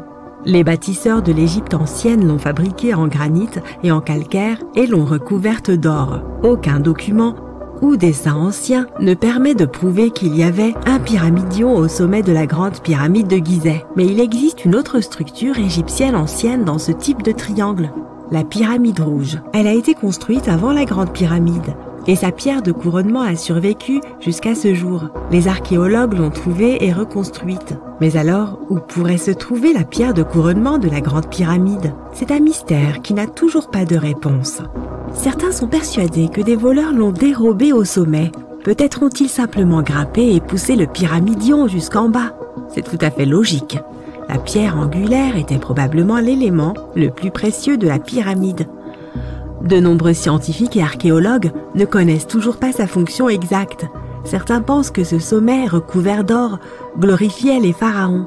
La nuit, la pierre de couronnement reflétait la lumière de la lune et illuminait tout l'espace qui l'entourait. Pendant la journée, cette pierre reflétait la lumière du soleil avec sa surface brillante. On pouvait la voir de loin. Le sommet de la pyramide était une sorte d'étoile guide pour les voyageurs perdus. Tous les autres blocs de pierre de la pyramide sont constitués de calcaire. Les gens les polissaient pour les faire briller. Dans le passé, ils étaient même très brillants et reflétaient la lumière. On aurait pu voir des pyramides lumineuses depuis l'espace, même si elles ressemblaient à de toutes petites lumières. Au fil des milliers d'années, les vents, les tempêtes de sable et les pluies ont modifié l'apparence des pyramides. Si les gens avaient pris soin d'elles pendant tout ce temps, elles auraient ressemblé à quelque chose sorti des films de science-fiction ou bien aux pyramides de Las Vegas. Mais malheureusement, nous ne verrons jamais leur apparence d'origine. Certains archéologues et scientifiques pensent que la pierre de couronnement pouvait absorber l'énergie du soleil et la répartir uniformément dans la pyramide. Personne ne sait précisément pourquoi les Égyptiens avaient besoin de cette technologie. Il y a une théorie selon laquelle les pyramides sont d'anciens systèmes énergétiques. Les pharaons ont appliqué cette énergie pour utiliser des technologies uniques plus avancées que toutes les réalisations du XXIe siècle. Et la forme triangulaire des pyramides était idéale pour stimuler cette énergie électromagnétique. En théorie, le rayonnement solaire ou les forces électromagnétiques s'accumulent au sommet de la pyramide, remplissent les pièces intérieures, puis descendent le long des murs jusqu'à la base. Toute déformation de la surface pourrait empêcher le flux de se répandre. Ils ont donc dû créer une surface parfaitement lisse.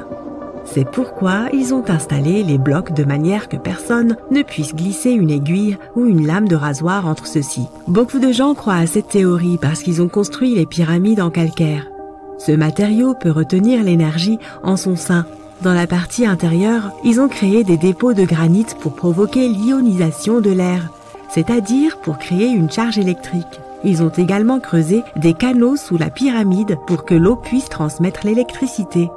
Et au sommet, ils ont placé une pierre de couronnement en or, le meilleur conducteur d'électricité. C'est ainsi que l'on obtient un grand générateur d'électricité. Différentes cultures ont utilisé des technologies similaires pour créer de l'électricité dans le monde entier. Mais ce ne sont que des théories. Si cela avait fonctionné, l'humanité aurait utilisé ces technologies aujourd'hui. On trouve des traces de l'industrie métallurgique, de la chimie, de l'ingénierie, de la physique, des mathématiques et de l'astronomie dans certains documents anciens. La plupart des scientifiques ne croient pas à toutes ces choses. Nous connaissons les étapes détaillées du développement de ces technologies dans différentes cultures. Au XXIe siècle, les scientifiques, les historiens et les anthropologues peuvent suivre l'évolution de tous les appareils modernes. Si les gens avaient créé certaines inventions technologiques dans les temps anciens, l'histoire du monde aurait été différente. Peut-être que toutes les réalisations de l'Antiquité auraient pu être effacées de la surface de la Terre par des cataclysmes mondiaux. Et cela peut nous arriver à nous aussi. Imagine seulement comment les gens retrouveraient un ordinateur portable dans 5000 ans. Ils ne comprendraient peut-être pas de quel type d'appareil il s'agit. Une autre merveille égyptienne entourée de mystères est la statue du Sphinx. Les Égyptiens l'ont taillée dans une seule pièce gigantesque de calcaire. Il y a environ 4500 ans. Mais les scientifiques ne savent toujours pas la date exacte de sa construction ni qui l'a construite. Les Égyptiens ont peint le Sphinx de différentes couleurs, de sorte que son aspect était beaucoup plus brillant et plus vif dans un passé lointain. Il brillait tout comme les grandes pyramides. Quoi qu'il en soit, le temps n'a pas seulement changé son apparence, mais aussi son nom. Au départ, les Égyptiens l'appelaient Ori-Mekhet. Les Grecs l'ont rebaptisé Sphinx quelques centaines d'années après sa construction. Il soulignait la grandeur des souverains d'Égypte. Il remplissait également la fonction symbolique d'un chien de garde qui surveillait la tombe du pharaon et les chemins qui menaient à celle-ci. Cette version semble réaliste, puisque les archéologues ont découvert de nombreuses entrées secrètes au pied du Sphinx. Peut-être que ces pièces et ces tunnels complexes mènent à des salles souterraines contenant des trésors. Et les trésors ne sont pas toujours de l'or ou des bijoux. Selon les légendes et les théories, le Sphinx garde la salle des archives où sont stockées toutes les connaissances de l'humanité. Les informations sur l'ancien état mythique de l'Atlantide pourraient se trouver ici. Tu peux trouver de nombreuses cartes détaillées des donjons internes du Sphinx sur Internet. Elles montrent des structures de 12 étages de profondeur sous la statue. On dirait une petite ville remplie d'or, de parchemins de savoir et de divers artefacts anciens. Mais on ne peut pas croire toutes ces cartes. Ce ne sont que des théories. Plusieurs milliers d'années se sont écoulées, mais les gens ont en réalité très peu d'informations sur ce sujet. Les archéologues savent qu'il y a encore beaucoup de choses étranges et passionnantes à propos du Sphinx, qui n'ont pas encore été découvertes. Les gens du coin ont souvent peur de faire des recherches car ils croient qu'ils peuvent réveiller quelque chose de terrible, des profondeurs souterraines. Par conséquent, ce sont surtout des scientifiques d'autres pays qui mènent les fouilles. En 1998, des scientifiques ont découvert d'étranges tunnels qui menaient à des pièces vides sous le Sphinx. Ils ont constaté que des personnes avaient essayé de passer par ces tunnels dans le passé. Et il est possible que ces personnes aient emporté tous les trésors qui s'y trouvaient. Une des légendes dit qu'un puissant artefact se trouve sous le Sphinx. Son pouvoir pourrait changer le monde entier, mais les habitants le cachent car il pourrait nuire à la planète. Certains pensent que l'on peut trouver des preuves de technologie inconnue peintes sur les murs de granit des tombes des pharaons. Mais le plus probable est que ces peintures et ces signes nous racontent juste les mythes et les légendes de l'Égypte ancienne. Mais que se passe-t-il si les symboles et les dessins égyptiens sont des instructions détaillées pour utiliser les technologies anciennes? Et si les habitants qui vivaient à cette époque pensaient « les gens dans le futur ne seront pas capables d'obtenir de l'énergie par eux-mêmes, alors laissons-leur des instructions détaillées ». Quoi qu'il en soit, il existe de nombreuses énigmes et théories. En réalité, la recherche de réponses est une entreprise dangereuse, car il n'est pas facile de pénétrer dans les salles souterraines.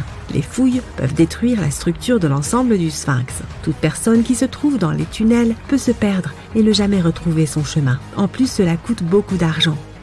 En fait, ce qui serait génial, c'est que des chercheurs puissent inventer un appareil qui pourrait scanner les zones souterraines et nous montrer des plans détaillés.